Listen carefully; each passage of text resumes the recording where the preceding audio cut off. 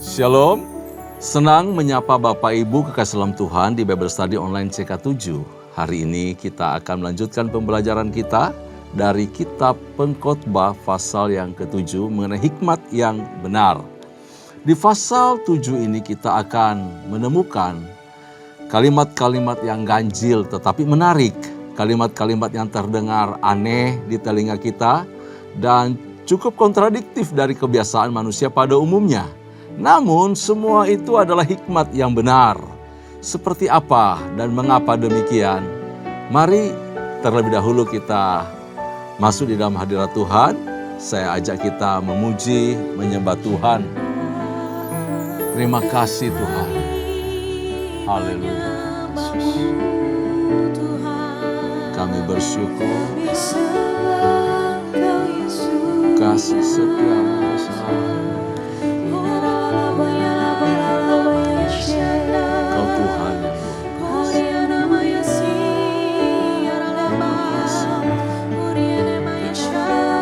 Terima kasih Yesus.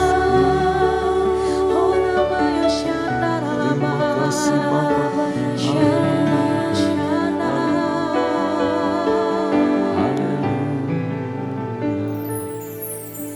Satu hal yang ku rindu,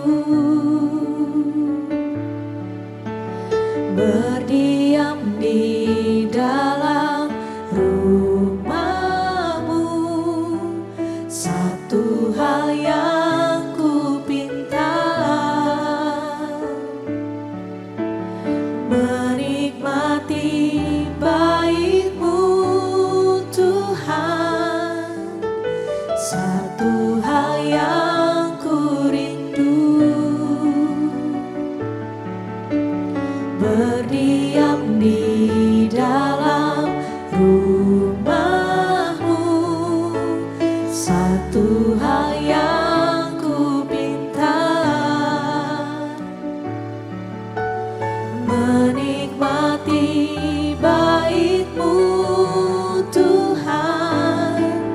Lebih baik satu hari di pelataran-Mu daripada 1000 hari di tempat lain.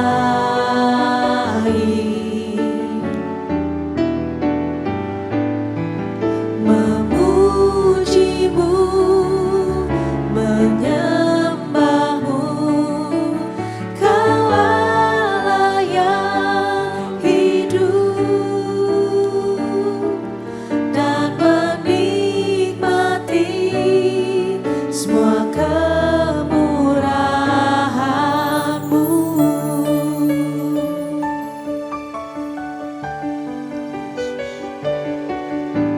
Satu hal yang ku rindu,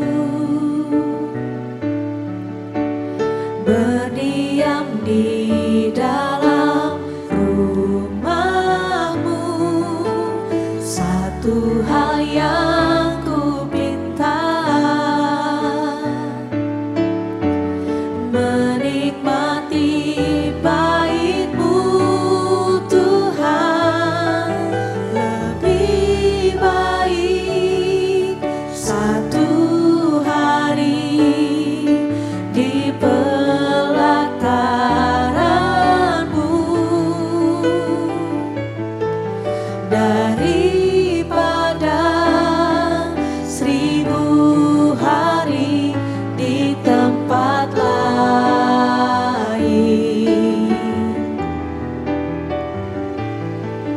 Memuji-Mu, menyembah-Mu, Kau Allah yang hidup,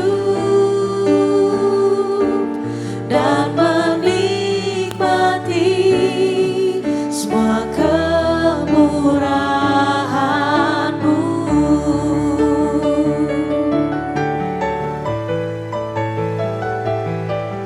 Lebih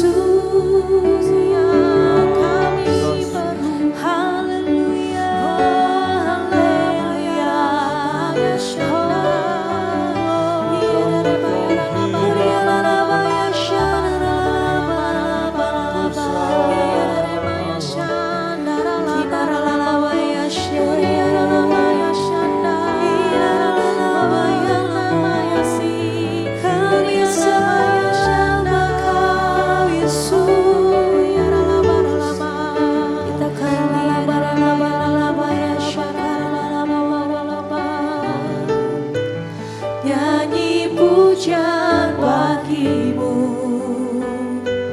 Tuhan, pujian bagimu, Tuhan, namamu besar dan layak dipuji. Nyanyi pujian bagimu, Tuhan, pujian bagimu, Tuhan, namamu besar dan layak dipuji. Nyanyi pujian bagimu, Tuhan, pujian bagimu, Tuhan, namamu besar dan layak dipuji. Nyanyi pujian bagimu, Tuhan, pujian bagimu, Tuhan, namamu besar dan layak dipuji. Nyanyi pujian bagimu, Tuhan, pujian bagimu, Tuhan, namamu besar dan layak dipuji. Nyanyi pujian bagimu, Tuhan, pujian bagimu, Tuhan, namamu besar dan layak dipuji.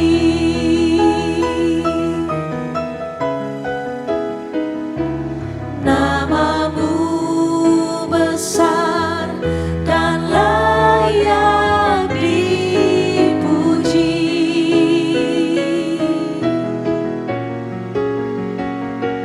Namamu besar dan layak dipuji.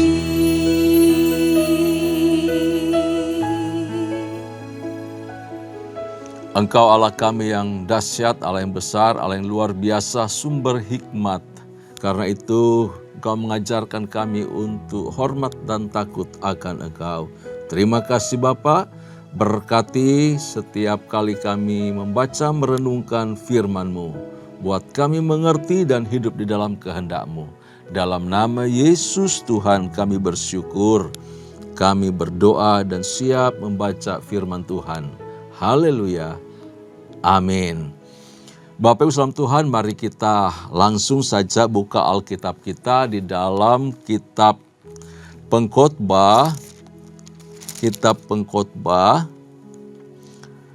pasalnya yang ke-7 mengenai hikmat yang benar. Pengkhotbah pasal yang ke-7, hikmat yang benar. Kita akan baca bagian pertama, dari ayat pertama sampai ayat yang ke-22, Alkitab saya halaman 717. 717, demikian firman Tuhan, saya akan pandu kita membaca ayat pertama sampai 22 ini. Nama yang harum lebih baik daripada minyak yang mahal, dan hari kematian lebih baik daripada hari kelahiran. Pergi ke rumah duka lebih baik daripada pergi ke rumah pesta, karena di rumah dukalah kesudahan setiap manusia. Hendaknya orang yang hidup memperhatikannya.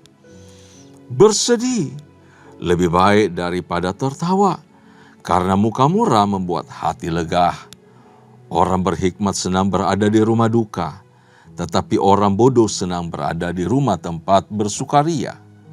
Mendengar hardikan orang berhikmat lebih baik daripada mendengar nyanyian orang bodoh. Karena seperti bunyi duri terbakar di bawah kuali, demikian tertawa orang bodoh ini pun sia-sia. Sungguh pemerasan, pembodohan orang berhikmat, dan uang suap merusakkan hati. Akhir suatu hal lebih baik daripada awalnya. Panjang sabar lebih baik daripada tinggi hati. Janganlah lekas-lekas marah dalam hati, karena amarah menetap dalam dada orang bodoh. Janganlah mengatakan mengapa zaman dulu lebih baik daripada zaman sekarang. Karena bukannya berdasarkan hikmat engkau menanyakan hal itu. Hikmat adalah sama baiknya dengan warisan, dan merupakan suatu keuntungan bagi orang-orang yang melihat matahari. Karena perlindungan hikmat adalah seperti perlindungan uang. Dan beruntunglah yang mengetahui bahwa hikmat memelihara hidup pemilik-pemiliknya. Perhatikanlah pekerjaan Allah. Siapakah dapat meluruskan apa yang telah dibengkokkannya? Pada hari mujur bergembiralah, tetapi pada hari malang ingatlah bahwa hari malang ini pun dijadikan Allah seperti juga hari mujur, supaya manusia tidak dapat menemukan suatu mengenai masa depannya. Dalam hidupku yang sia-sia aku telah melihat segala hal ini. Ada orang saleh yang binasa dalam kesalehannya, ada orang fasik yang hidup lama dalam kejahatannya. Janganlah terlalu saleh, janganlah perilakumu terlalu berhikmat. Mengapa engkau akan membinasakan dirimu sendiri? Janganlah terlalu fasik, janganlah bodoh. Mengapa engkau mau mati sebelum waktumu? Adalah baik kalau engkau memegang yang satu dan juga tidak melepaskan yang lain. Karena orang yang takut akan Allah luput dari kedua-duanya. Hikmat memberi kepada yang memilikinya lebih banyak kekuatan daripada 10 penguasa dalam kota. Sesungguhnya di bumi tidak ada orang yang saleh, yang berbuat baik dan tak pernah berbuat dosa. Juga janganlah memperhatikan segala perkataan yang diucapkan orang, supaya engkau tidak mendengar pelayanmu mengutuki engkau, karena hatimu tahu bahwa engkau juga telah kerap kali mengutuki orang-orang lain. Nah, ayat-ayat yang kita baca berisikan mengenai paradoks kehidupan. Seandainya kalau perkataan-perkataan ini disampaikan seorang hamba Tuhan atau seorang tokoh terkenal di zaman sekarang ini, saya percaya tidak ada yang mau mendengarkan. Tidak ada yang mau percaya. Tidak ada orang yang mau memberi perhatian atau kemudian menyelidiki. Tidak.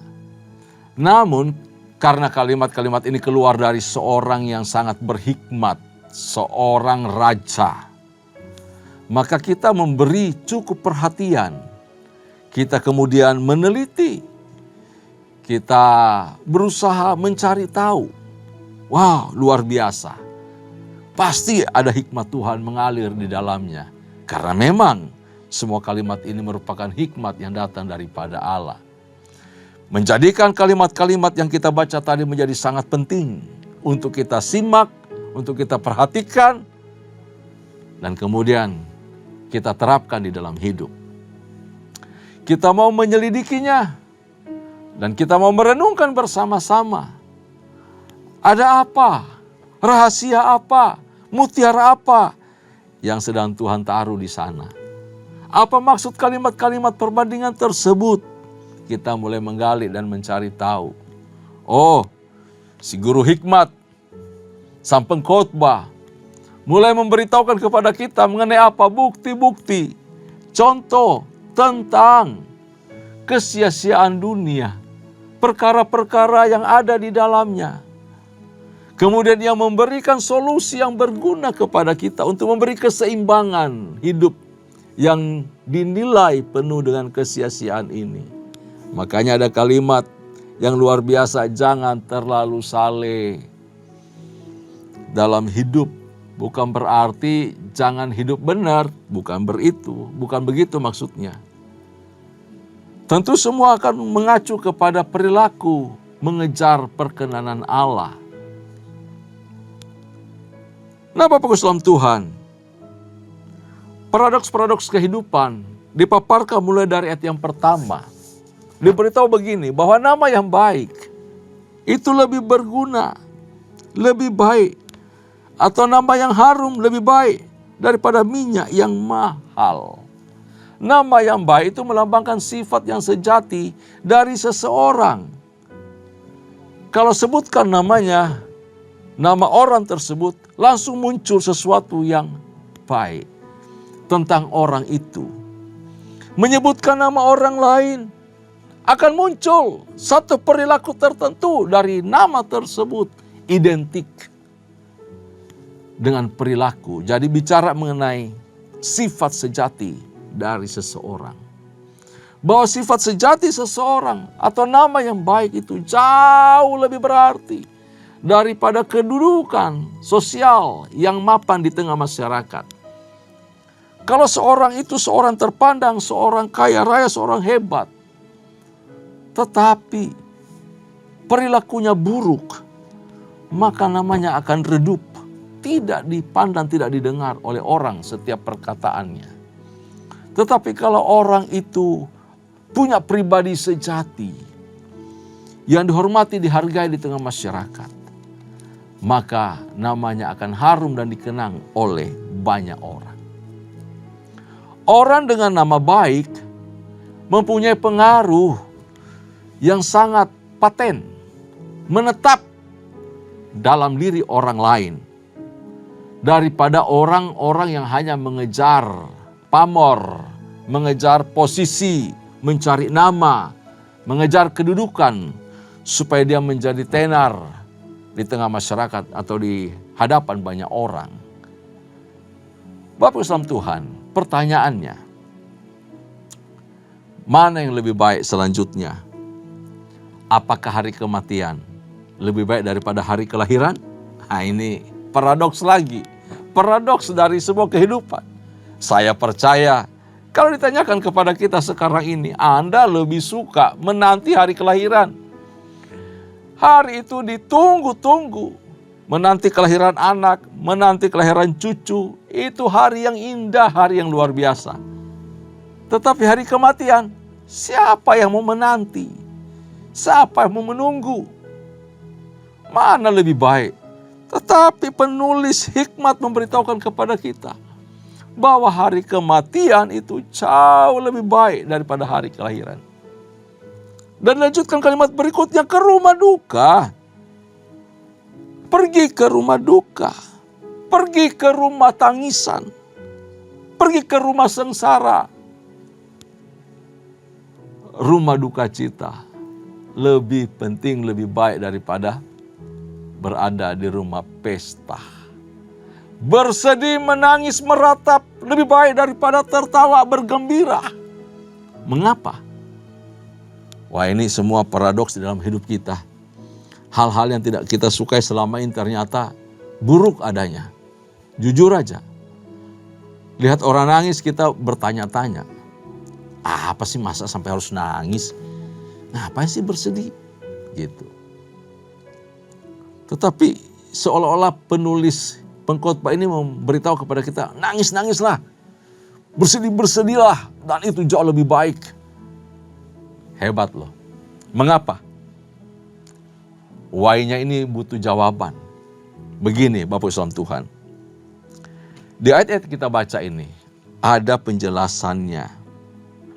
Dari ayat 2, ayat 3, ayat 4. Diberitahu bahwa begini.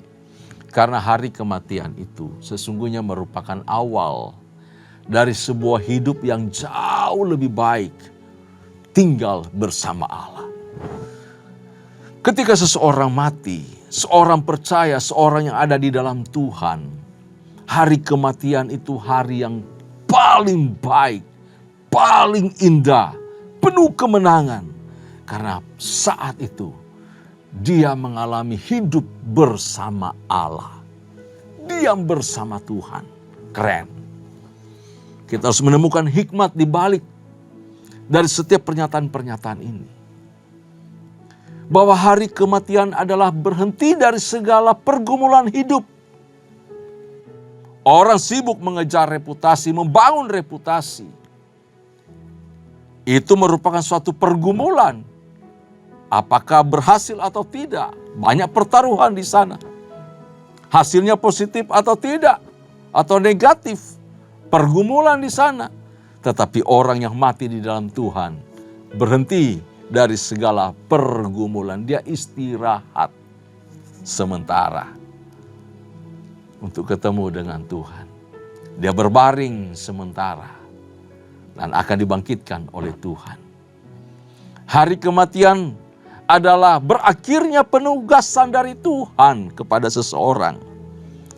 Kita sadar, kita tahu bahwa semua kita yang ada di muka bumi ini adalah bagian dari penugasan daripada Tuhan. Tuhan yang menugaskan kita. Kehadiran kita bukan karena kebetulan, karena ada maksud Tuhan di dalamnya. Ada peran kita di sana. Tuhan memberi tanggung jawab. Karena itu ada penugasan. Dimanapun kita berada, ditugaskan Tuhan untuk berkarya bagi Tuhan. Itu tujuan untuk apa saya hidup harus dicari, harus dikejar. Dan tanya sama Tuhan, Tuhan, apa maumu di dalam hidupku? Pasti bukan kebetulan saya ada di sini. Bukan kebetulan saya ada di sebuah gereja, di CK7 atau di cabang-cabang lain, di gereja lain. Pasti ada maksud Tuhan. Engkau menaruh saya di tengah keluarga, di tengah masyarakat. Pasti ada maksud Tuhan. Temukan tujuan Tuhan dalam hidupmu. Engkau akan melakukan bagian tersebut. Dan ketika engkau menutup mata, berarti berakhirlah penugasan dari Tuhan dalam pribadi kita. Nah, berada di rumah duka jauh lebih baik daripada berada di rumah pesta. Pertanyaannya mengapa? Paradoks lagi. Wah, maunya sih senang-senang, ketawa-ketawa, kok ini lebih baik menangis, lebih baik berada di rumah duka. Kita kalau tidak ada saudara, tetangga, kerabat yang meninggal, tidak ada yang bersedia mau ke rumah duka. Itu banyak orang terpaksa hadis, mau gak mau hadir. Begitu Bapak Islam Tuhan. Kita temukan hikmat. Ada apa di rumah duka? Karena di rumah dukalah kita bisa menyaksikan kesudahan setiap pribadi manusia. Disitulah kita tahu ternyata segala sesuatu ada batasnya, termasuk waktu untuk hidup, bernafas, ada batasnya. Kedua, kita bisa menyadari saat itu juga bahwa ternyata kita rapuh ya. Kita manusia tak berdaya ya tanpa roh Allah. Kita nggak bisa buat apa-apa tanpa Tuhan.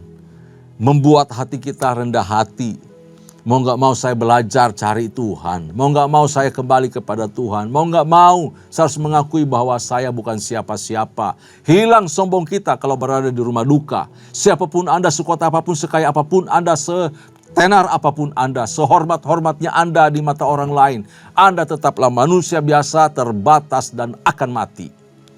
Saya juga demikian, kita semua mengalami nasib yang sama.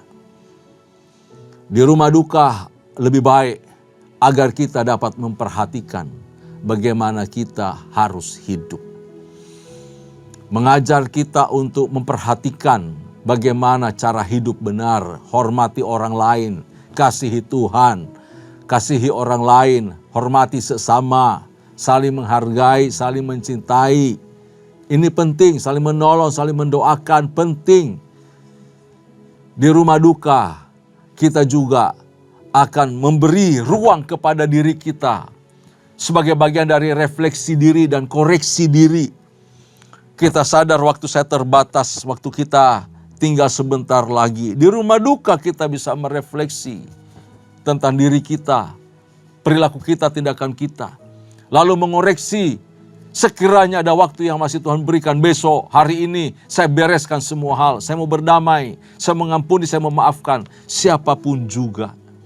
Itu bagian koreksi diri. Saya tidak mau lagi mengabaikan hal-hal tertentu.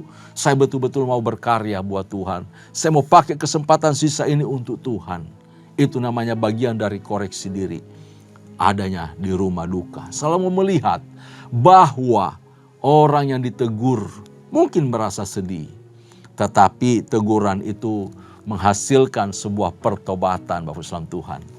Karena orang yang ditegur itu biasanya akan diperhadapkan dengan masalah kehidupan yang sesungguhnya, realita. Ya, realita. Orang yang tegur itu mungkin merasa sedih. Ya, seperti, ini tidak lebih baik daripada tertawa dan bersenang-senang. Ya. Selanjutnya kita temukan bahwa orang yang ditegur itu mungkin juga merasa geram ya terhadap teguran nasihat. Tetapi dia akan memperoleh hikmat pengertian ketika menyadari, ternyata paradoks ini sesuatu yang berguna, berarti dalam hidupku. Kita perhatikan bahwa selanjutnya ada suatu amarah dari seorang Salomo terhadap kekuatan dan keberhasilan para penindas. Tetapi dia mengajar kita untuk kita juga harus sabar terhadap apapun yang diperlakukan orang luar terhadap situasi kita, keadaan kita. Diberitahu jangan menyimpan marah. Kalaupun kita benar orang lain salah, kita diperlakukan tidak adil, jangan marah. Lalu apa? Jangan suka membandingkan. Jangan membandingkan. Dulu lebih baik kayaknya ya daripada sekarang.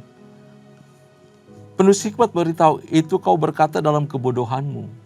Kenapa? Di setiap masa ada sumber daya berbeda, situasi berbeda, keadaan yang berbeda. Jadi tidak bisa kita samakan atau memperbandingkan setiap zaman. Ketersediaan modernisasinya beda juga, alat-alat yang dipakai berbeda. Masa sekarang tidak lebih baik daripada yang dulu. Kita berkata demikian karena kita merasa berada di situasi sekarang ini. Dulu ada kesenangan sendiri, kesenangan berbeda di tengah keterbatasan.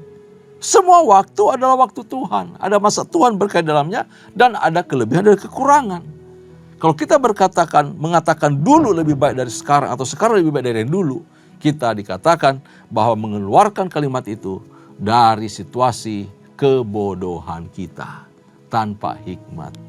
Jadi jangan suka membandingkan, apalagi membandingkan tetangga dengan diri kita, membandingkan orang lain dengan kita, anak kita dengan orang lain, istri kita dengan istri orang. Tidak bisa dibandingkan, tidak boleh seperti itu. Hal terbaik adalah memperhatikan apa yang dikerjakan Allah di setiap situasi dan waktu kehidupan kita.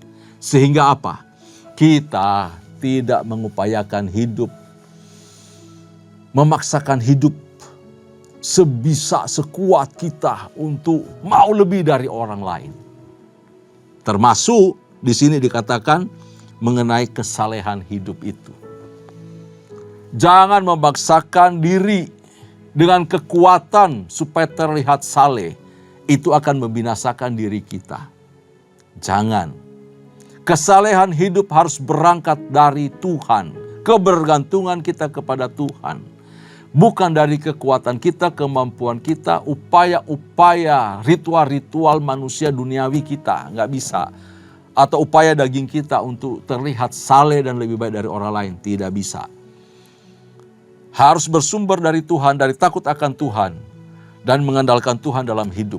Biarkan Allah bekerja. Biarkan rohnya yang bekerja dalam hidup kita. Supaya kesalahan itu terpancar bukan upaya kita. Tetapi pekerjaan Allah. Roh yang mengerjakan bagian itu dalam hidup kita. Dan kita berserah kepada Tuhan. Kita tinggal duduk di kaki Tuhan. Mengikuti proses waktu Tuhan bekerja. Dan Tuhan akan memunculkan kesalehan itu. Yang indah, yang mulia, yang berkenan sama Tuhan. Harus bersumber dari anugerah dan kemurahan Allah. Nah, aplikasi dari ayat pertama sampai ayat 22 ini bisa kita renungkan bersama-sama Bapak Ibu Islam Tuhan. Bahwa selagi kita hidup, mari tampilkan nilai-nilai yang penting, yang berarti, yang bisa kita wariskan kepada anak cucu kita. Ya. Ini yang perlu kita siapkan baik-baik. Karena itu lewati perenungan waktu demi waktu. Siapkah saya dan saudara ketika kita dipanggil oleh Tuhan? Ini pun perlu waktu untuk memberi diri, dikoreksi dan diproses oleh Tuhan. Perlu kesempatan untuk mau mendengarkan Allah berbicara kepada kita. Dari hari ke hari kita harus betul-betul mempersiapkan diri. Seolah-olah sebentar, besok lusa saya mati. Jadi kita persiapkan hidup dari hari ke hari. Menurut saya, dimanapun kita berada seharusnya tidak harus di rumah duka. Di rumah sendiri atau dimanapun kita berada, kita tetap harus membuat perenungan tentang kehidupan. Dan terus menjaga langkah kita, kaki kita agar finishing well. Dengan cara hidup takut akan Tuhan. Amin. Yuk kita baca lagi di waktu yang sisa ini untuk ayat 23 dan sampai ayat yang ke-29. Demikian firman Tuhan, pengejaran hikmat yang mengecewakan. Kesemuanya ini telah kuuji untuk mencapai hikmat. Kataku, aku hendak memperoleh hikmat. Tetapi hikmat itu jauh daripadaku. Apa yang ada itu jauh dan dalam, sangat dalam. Siapa yang dapat menemukannya? Aku tujukan perhatianku untuk memahami, menyelidiki dan mencari hikmat dan kesimpulan, serta untuk mengetahui bahwa kefasikan itu kebodohan dan kebebalan itu kegilaan. Dan aku menemukan sesuatu yang lebih pahit daripada maut. Perempuan yang adalah jala, yang hatinya adalah jerat, dan tangannya adalah belenggu. Orang yang dikenan Allah terhindar daripadanya, tetapi orang yang berdosa ditangkapnya.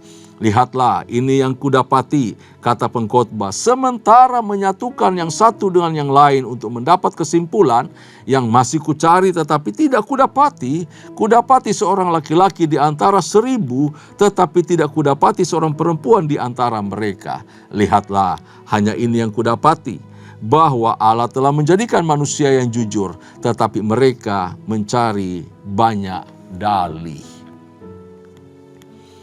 Pengejaran hikmat yang mengecewakan. Dikasih perikop di situ. Bapak Ibu saudara Tuhan, pengkhotbah dengan hikmatnya telah membuktikan kesia-siaan dunia dan ketidakmampuan untuk membuat manusia bahagia. Semua apapun di sekitar kita, dunia kita, situasi keadaan, yang kita miliki benda apapun itu, reputasi semua yang kita kejar, ternyata tidak membahagiakan manusia. Tidak membuat kita sukacita atau bahagia, enggak. Penyebab utamanya adalah sifat dosa, kerakusan, upaya daging kita yang sangat keji. Sehingga menghalalkan diri kita ya melakukan apa saja untuk hal tersebut. Lalu kita terhalang di dalam pencarian nilai yang tertinggi dari hidup atau hikmat yang Allah hendak mau berikan kepada kita. Karena apa? Harusnya mengejar hikmat, upaya menuju kepada hikmat, tetapi diganggu dengan perkara-perkara duniawi ini. Pengejaran yang sia-sia ini. Coba alihkan kita, fokus kita kepada mengejar hikmat yang lebih baik untuk berkenan kepada Tuhan. Di situ kita akan menyadari bahwa sesungguhnya hikmat itu jauh lebih penting, lebih berharga. Ya, jauh lebih berarti. Karena apa? Hikmat itu bersumber kepada Allah. Sebab itu upaya besar untuk mencari hikmat itu adalah upaya sama seperti upaya mengejar perkenanan akan Allah. Kalau kita fokuskan hati mengejar hikmat, maka hidup kita akan kita pasrahkan, serahkan sungguh-sungguh kepada Tuhan untuk mendapatkan hormat takut akan Allah. Kita taruh dalam diri kita, maka hikmat akan mengalir. Karena sumber hikmat adalah takut akan Tuhan. Jika kita minta hikmat kepadanya dengan penuh hormat kagum akan Allah, Ia pasti akan memberikan hikmat itu. Yakobus 1 ayat 5 mengatakan, tetapi apabila di antara kamu ada yang kurang hikmat, hendaklah ia memintanya kepada Allah. Maka hal itu akan diberikannya kepada kita. Diberikan kepadanya. Bapak Tuhan, Kita butuh hikmat. Untuk hidup benar berkenan kepada Allah, kita butuh hikmat. Untuk hidup setiap hari bersama keluarga, istri, suami, anak, kita butuh hikmat. Bertetangga, berkul, bergereja, kita butuh hikmat. Kalau kurang hikmat, minta kepada Allah. Hikmat akan menuntun kita, dan orang berhikmat sungguh-sungguh akan takut, hormat akan Tuhan. Tanda orang berhikmat adalah hormat, takut akan Tuhan. Amin. Tundukkan kepala, kita berdoa. Terima kasih ya Tuhan untuk hikmat-Mu yang Kau berikan kepada kami. Satu cara untuk kami bisa hidup berkenan kepada Allah atau memperoleh hikmat yang benar untuk mempersiapkan hidup ini dari hari ke hari, mendapatkan nilai yang tertinggi yang bisa kami persembahkan untuk Tuhan dan untuk anak cucu kami selanjutnya. Sehingga hidup kami memuliakan nama-Mu. Adalah hormat takut akan Engkau. Engkau sumber hikmat, Engkau sumber pengertian. Dengan membaca firman kami beroleh hikmat. Dengan beribadah kami memperoleh hikmat. Dengan hidup dalam kasih Allah kami memperoleh hikmat. Semua bersumber daripada Tuhan. Kiranya hati kami melekat kepadamu dari hari ke hari. Nama Tuhan dipuji, dipermuliakan. Terima kasih Bapa, berkati kami semua. Di dalam nama Yesus. Haleluya. Kekasih-kasih Tuhan, arahkan hatimu di hadapan Tuhan. Dan terimalah anugerah serta berkat yang melimpah dari Allah Bapa. Kasih sayang dalam Kristus Yesus Tuhan. Serta persekutuan yang manis dengan Roh Kudus menyertai kita mulai hari ini sampai parusia. Tuhan datang pada kali yang kedua bahkan sampai selama-lamanya. Setiap kita yang percaya dan terima berkat sama-sama kita katakan. Amin. Amin. Tuhan Yesus memberkati kita semua. Shalom.